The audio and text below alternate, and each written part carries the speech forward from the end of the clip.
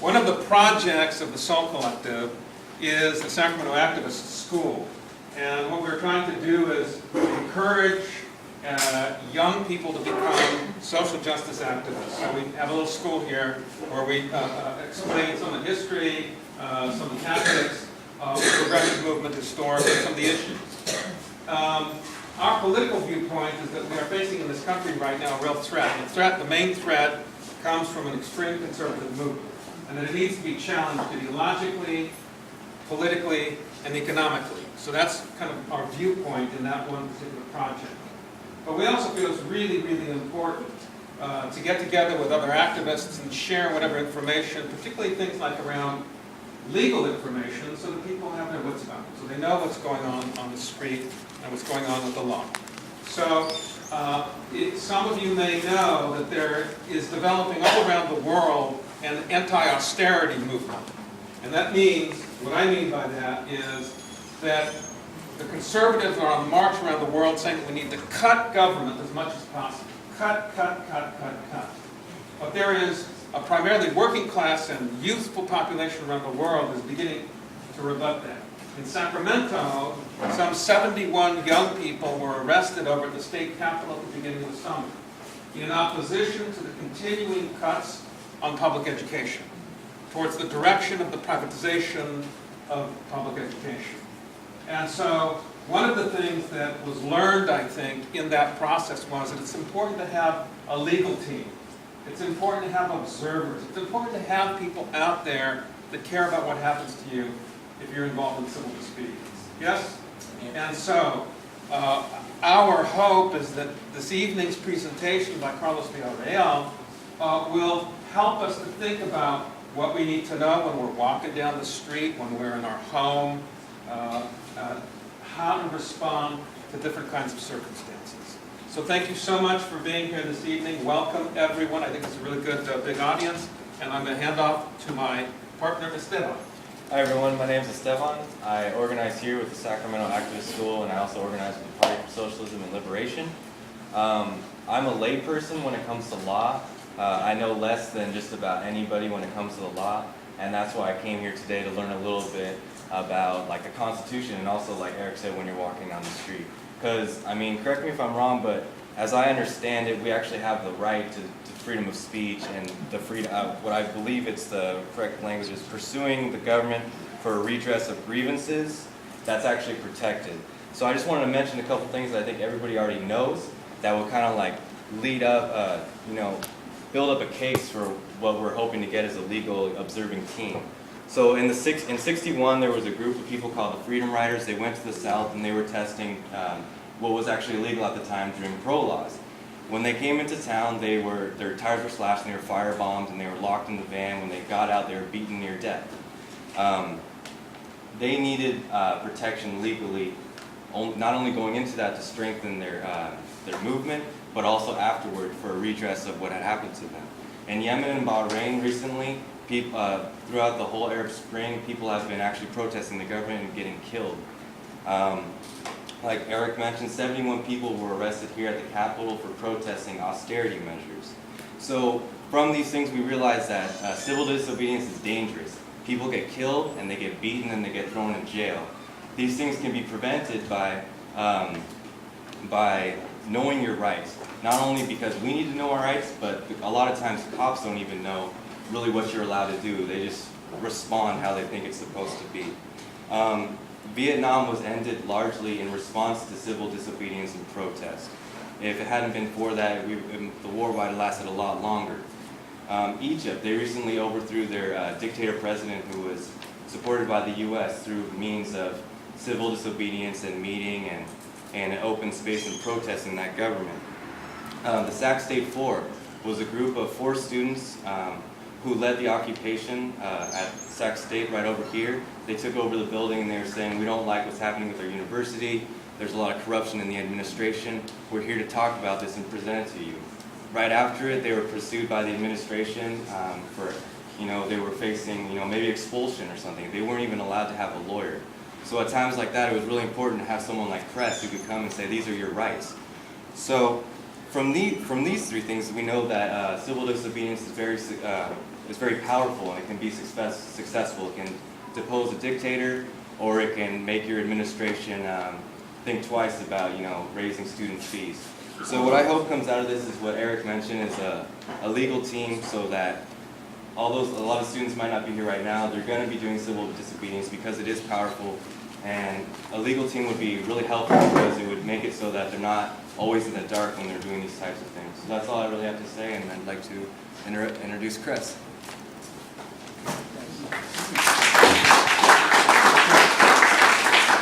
So both Eric and myself are on the board of the ACLU here in Sacramento.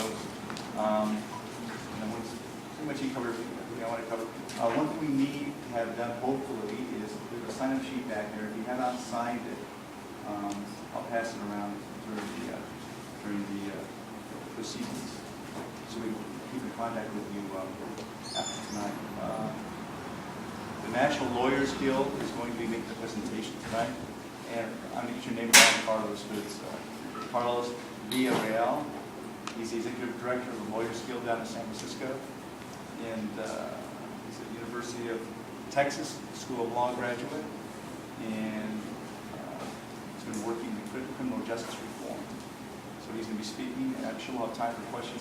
There's also a lot of material back there about Know Your Rights. There's some stuff for students as well as just your general Know Your Rights information, and you can find a lot of stuff online at ACLU.nc.com.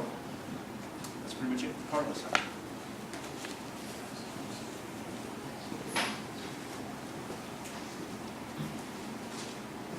So, folks, how many people are familiar with the National Lawyers Guild, first of all? Some people. Okay, cool. So I just want to talk a little bit about that and who we are and what we do. We're a bar association, first and foremost, and that's what we've been ever since 1937 or whatever when we started. But we do a lot of programmatic work as well. However, if you are a lawyer or a law student or a legal worker, I encourage you to join the National Lawyers Guild. Are there any legal workers, lawyers, or law students here? Okay, cool. I encourage you to join, and there are some materials from us as well. There's an event coming up on this coming Saturday, actually, but in San Francisco, and there are posters back there for people who are interested. But you can go to www.nlgsf.org. We also actually have a Legal Observer program that is sort of an official National Lawyers Guild Legal Observer program. And it is something nationwide, and it's been around probably since the Vietnam War era, when there were activists who were protesting the war, and then people decided, we really need to watch what law enforcement's doing. And that's the key. That's what we generally do with our Legal Observer program, is we monitor law enforcement at protests. So we're concerned with free speech activity, but we're also concerned with civil disobedience generally, and ensuring that the police don't violate people's rights, because even people who might technically be violating the law still have rights. And our legal observers, it's a whole separate training actually, although I'd love to come back and do one. I think we're going to do one in Davis in a few weeks perhaps, but I don't have the specifics of that yet. But there are a lot of things that people can do, and so maybe towards the end, depending on how much time we have, I can talk a little bit more about how I train legal observers and what I tell them. So I'm going to talk mostly today about encounters with law enforcement. And what do I mean when I say law enforcement? Well, obviously we mean police. Everybody knows there's Sacramento police, there's CHP, but there's also, Capitol Police. A lot of universities have police officers. In the Bay Area, we have BART Police. There's also, of course, the feds, FBI, ICE. So we're really talking about all of these officials, all of these people who have the power to arrest people, to enforce the law.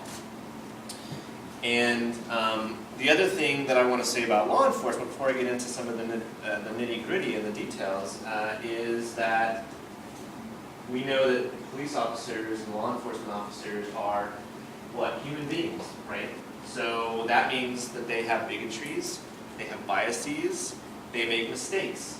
So even giving them the benefit of the doubt, because I'm sure some people would have other words to describe police with, But even if you're like, hey, you know, my brother's a cop and they can be good people, we also have to remember that police can still make mistakes, still have biases just like anybody else. And so we put ourselves at risk quite often if we do certain things when the police are around, when they're asking us questions, when they're trying to stop us on the street. And remember that if a police officer, they're just trying to do their best, they got into the force with good intentions, they really think you did something wrong, but maybe the prosecutor who gets your file on her or his desk is going to just say, hell, we're going to try to put this person away for as long as we can. So all along the way through the criminal justice system, there are risks and there are things that can come back to haunt you depending on how you interact with law enforcement. Because what they're often doing is collecting information that's then going to go and it could be potentially used against you, it could be used against somebody that you care about. So we want to be very careful when dealing with law enforcement.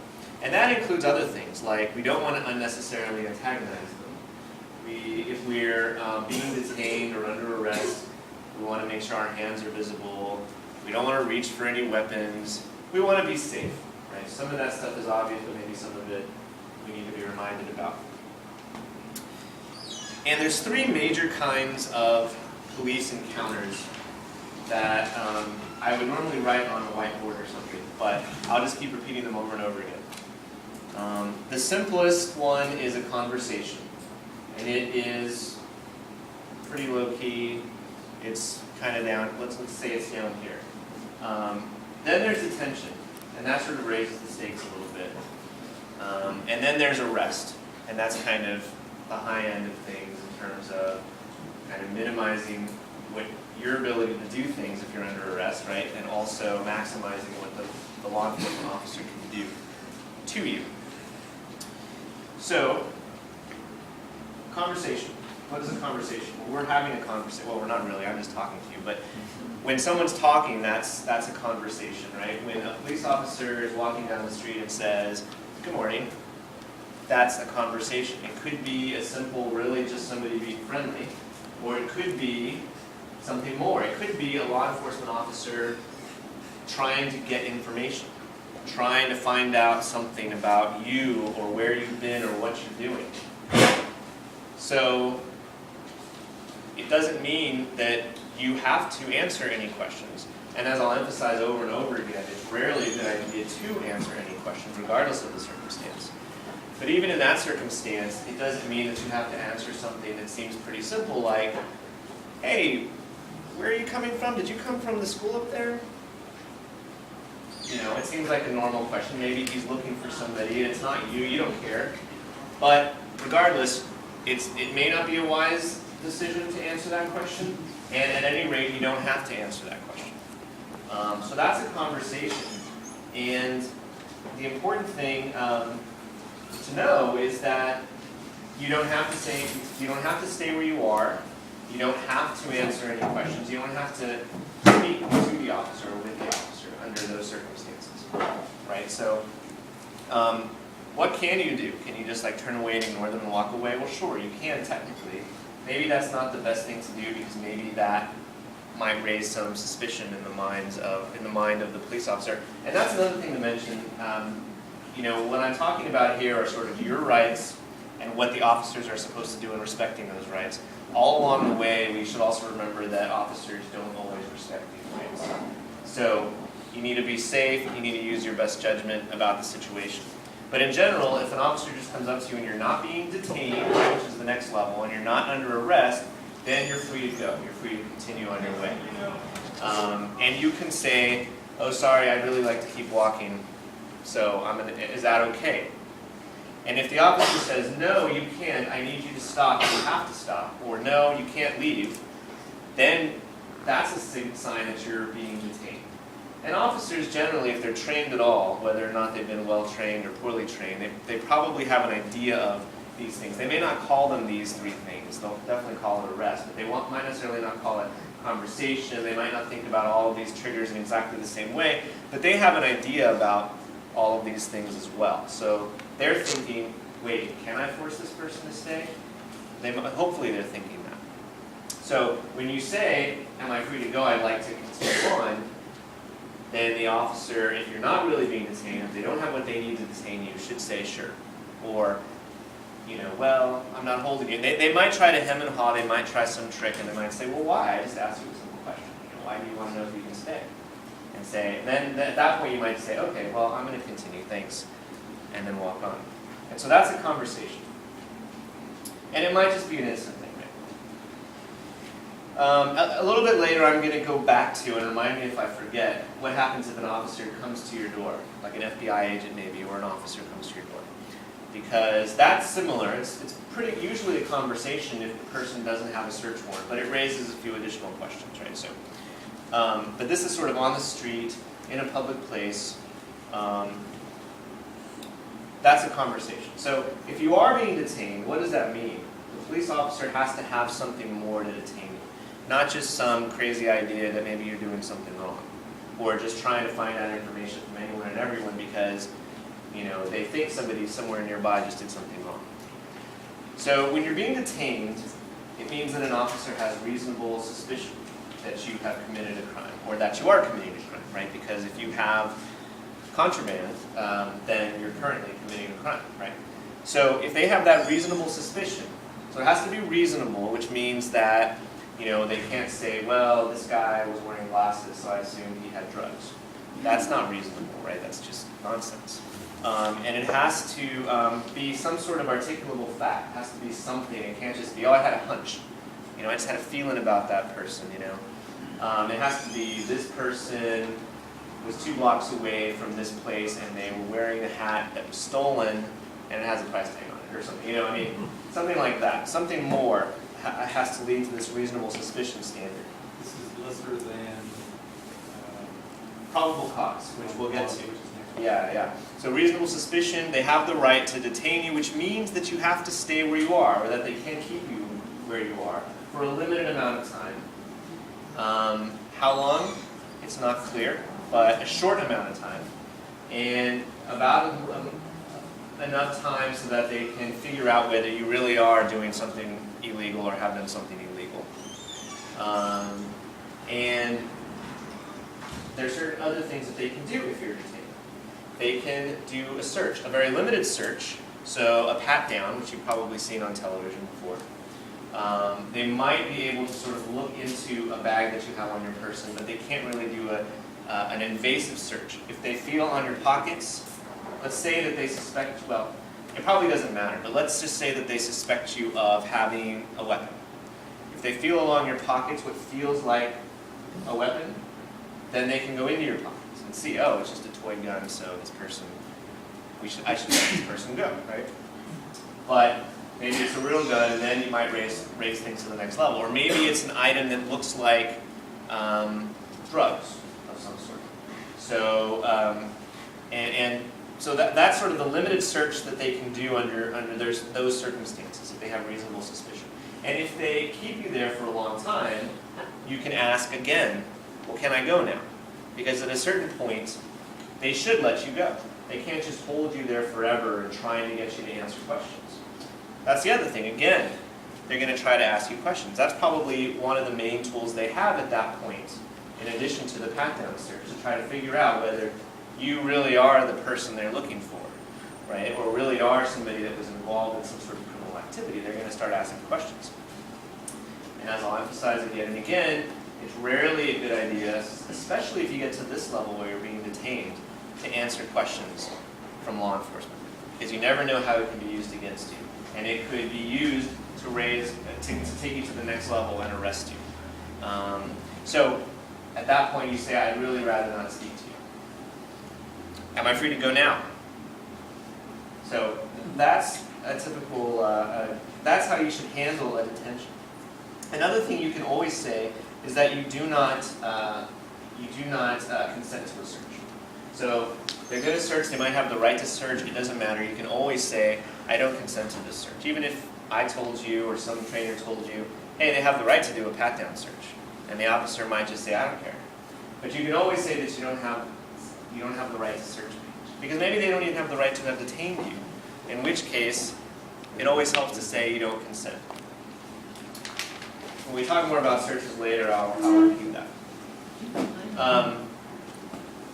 Now, one kind of side note to this is, should you tell an officer your name? If they say, what's your name? It's probably a pretty common question. In California, you actually